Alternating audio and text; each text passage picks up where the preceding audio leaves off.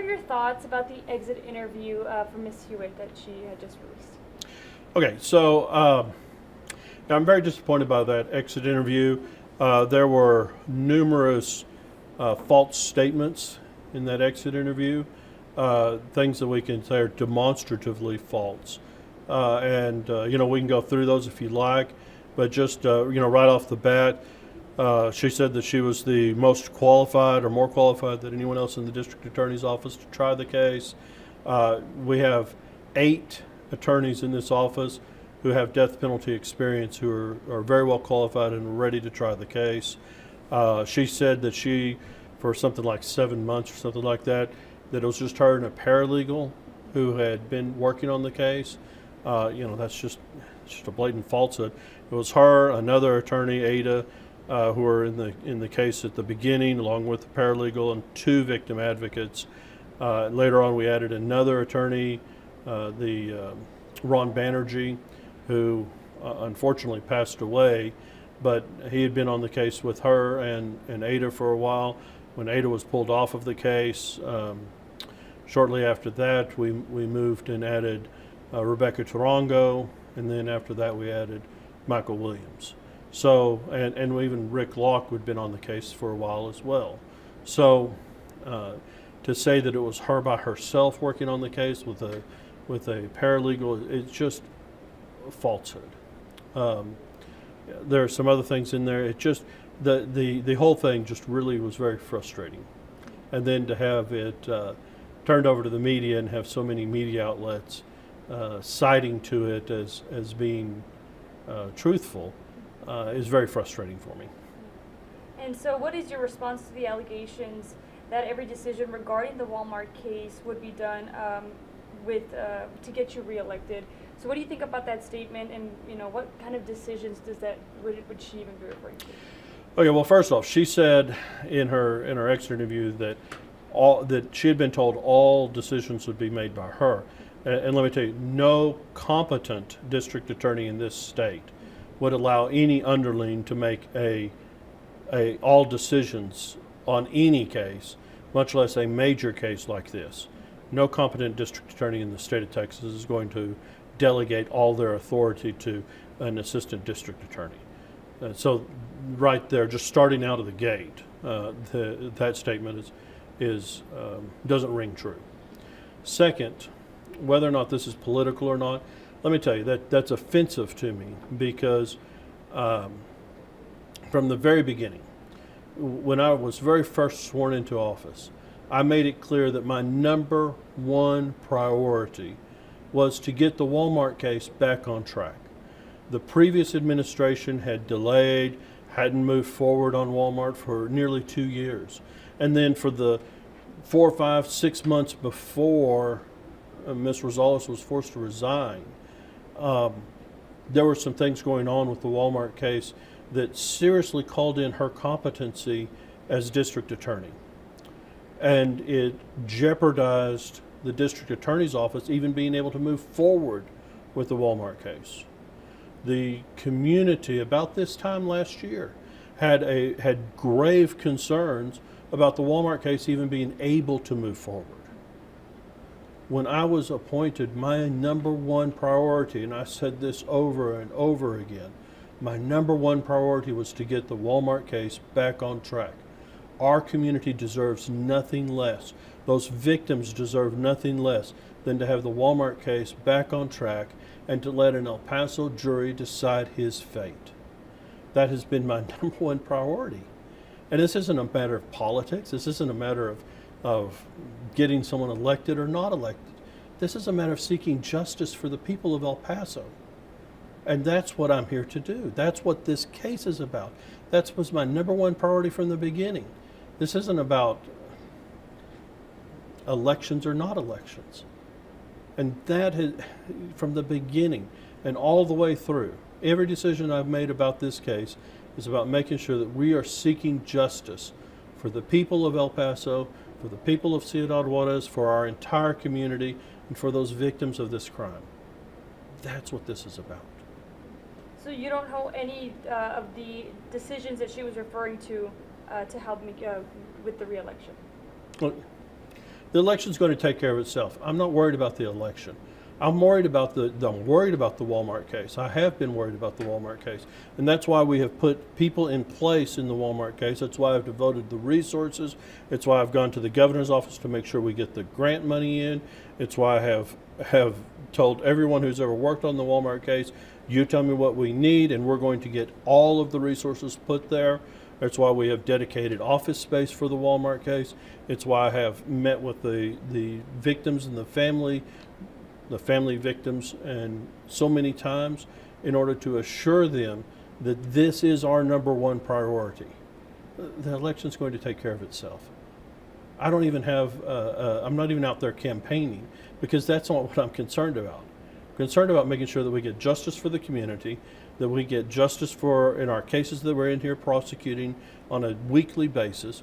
You know, we've been going to trial in the district attorney's office more than we had gone to trial with in going way back into the Esparza administration, because this office is functioning again. It's moving forward again. And that's not about politics. That's about seeking justice for the people of El Paso. The campaign will take care of itself. I'm not worried about that. Okay. And let me see here. So what decisions and discussions did she take part in, and why does she claim that you consulted with your chief of staff and John Briggs to make decisions? Okay, so in our strategy decisions, our strategy meetings, she was one of the people in the strategy meetings, where we, various people are, including John Briggs, who is her division chief. Her direct supervisor is John Briggs, who, by the way, has also previously worked on the Walmart case and is very familiar with it, and had actually talked with all of the family members himself, which is another lie in her case, in her exit interview, saying that she's the only one who had met with all of the family members. But anyway, John Briggs is her direct report, her division chief, her direct report. He goes to the supervisors, or to the strategy meetings. Rick Clark would be a member of those strategy meetings. Other people are members of those strategy meetings. The strategy meetings are where, I can't really give you examples because that would A, violate the gag order, and B, it's also our strategy. But we would discuss points of strategy. Sometimes Ms. Hewitt would offer her point of view. Sometimes we would agree with it, sometimes we wouldn't. It's my prerogative as the district attorney to make the decisions on the strategy of this case and which direction it's going to go. Frankly, she's below me. She's a trial team chief. There are division chiefs and first assistant and chiefs and district attorney. So there are levels above her. And this is a strategy meeting where we're all discussing different strategies and different ways to proceed. And sometimes she'd make suggestions that we would take. Sometimes she'd make suggestions we would not take. Frankly, she made some suggestions that I thought were just wrong. And I wouldn't take suggestions that I think were just wrong. And is Mr. Briggs allowed to be a part of these conversations, being his previous involvement with the DA? Yes, because first off, he has great experience with the Walmart case, having previously worked on it, and now as a division chief, having supervisory authority over his specific areas. He's the division chief over the specialized units. So the homicide unit, the narcotics unit, the white collar unit, the Walmart unit, all of the different units, he has direct supervisory authority over those units. So he also participates in the strategy meetings, and he has he gets to give his opinion about what he thinks the good authority or good direction would be. And sometimes we take his advice, sometimes we don't. Yeah. And so what do you say to people who may now be a little bit worried about the future outcome of the case? Have no worries. This case is on track, in keeping with my promise from when I was first sworn in, and ever since then. This case was be on track, and it is on track. We are ready to go to trial. We have now completed all of the discovery. Everything is ready to go. We are ready to go. Losing Loretta for this past month does not set us back. It does not stall us. It does not delay us. We are ready to go to trial. As soon as the judge gives us a trial date, we're ready. And so, speaking of which, who is your lead attorney now, and how many people are on the team? Okay. So, the structure of the case is we have two trial team chiefs. Before it was Loretta and Rebecca Tarango. Without Loretta, it is now just Rebecca Tarango is the only remaining trial team chief on the case. Michael Williams is a principal attorney on the case. We still have an appellate attorney, which is John Davis. He has replaced Ron Banerjee. We do have an opening in that position. We have an open position for a principal attorney. But we'll fill that if we find the right person. Because we do everything in a team approach, we want to make sure we have the right person, the right personality to fit that team. But moving forward, Rebecca has taken the head prosecutor in that team. Perfect. And so, is there like a number of how many people are in the other, like in the team total? There are 4 attorneys on the grant, if you want to look at it that way, and we are down 1 attorney on the grant. So we have a vacancy on the grant. We have Rebecca Tarango, Michael Williams, and the appellate attorney. So we have 1 position open on the grant. Okay. And have any of them tried a capital murder case? Rebecca has tried 1. She has started on 2 others that faltered at various reasons. She's had, 20 some odd other capital murder and murder cases. She also has. She's a Yale Law graduate, very highly educated, very accomplished attorney. Michael Williams was head of the, I forget the name of the unit, but it's the unit that handled the RICO, the very high intensity, evidence intensity cases at the U.S. Attorney's Office. He was the chief of that unit. He's come from the U.S. Attorney's Office to our office.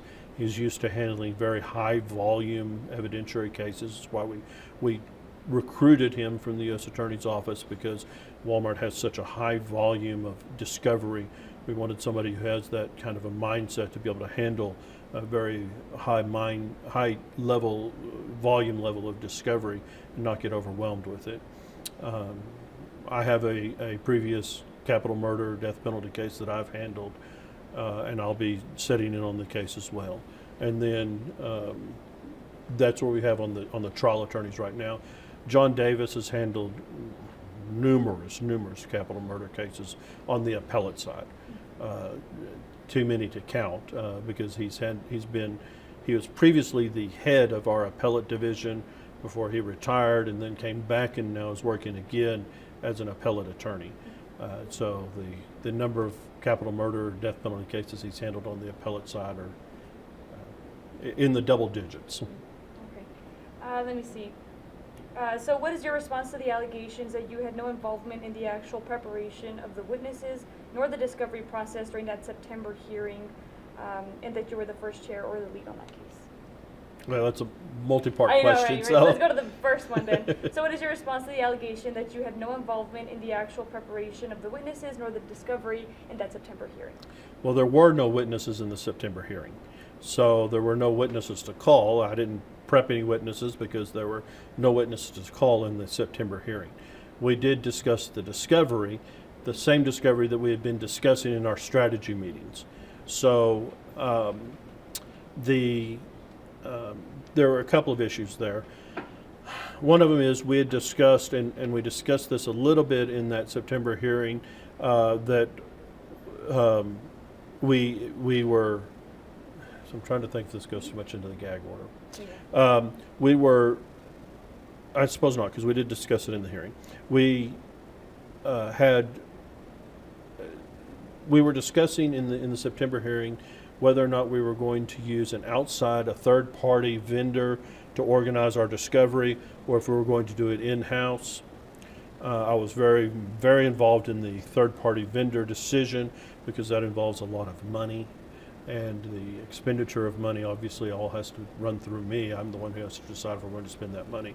So the evaluation of the in-house program versus the third-party vendor, and when we made the decision to stay with the in-house vendor, or our own IT department developing the program. So the development of where we were going with the discovery, all of that was very much my decision on which direction we were going with the discovery. And then the physical inputting of the data, I did not do any of the physical inputting of the data. Loretta did some, but most of that was the staff members who were inputting the data. Loretta and Rebecca oversaw the inputting of the data, but frankly, that was really Rebecca who spearheaded that and saw that it was saw it through to completion. Rebecca is a fantastic organizer, and she's the one who saw it to completion. And I'm very proud of the work that Rebecca did in getting our discovery organized and getting it done. Perfect. And so, will this change how the future of the office is being run? No. No, this is this is the mischaracterization that she put forward in her exit interview mischaracterizes how we were running things. I set this team up to approach everything in a very team-oriented fashion. No one person on the Walmart team does anything as a lone wolf, which was one of the things that frustrated me so much in her exit interview, making it sound like she was doing things all by herself. She never did. It was all very much a very team-oriented thing. When Loretta left town to go interview witnesses, it was always with another team member, because we never wanted to be in a situation where, as unfortunate as it is, where Ron Banerjee passed away. And we felt firsthand what happens where here today, gone tomorrow, one of our team members. Well, what happens? Well, fortunately, because the whole office works in a very team approach, when Ron passed away, we were still able to keep the appellate side of our case going, because the entire appellate division was working with Ron on the appellate questions and issues. So the appellate division was able to support the Walmart team without any lag time. And the same thing with the meeting of witnesses. Anything that Loretta did was also done with another team member. So we're continuing that same approach moving forward. It's always in a team member approach. No one interviews witnesses or family members by themselves. Everything is always in a team member approach, so that if something happens, we lose someone else to an untimely death or an untimely departure, it doesn't change how we move forward. We're ready to go because we have this team member approach. There's always a backup. We have this approach, we're ready to go forward. Anything else that you want to clear up about these allegations, or anything else you want to say?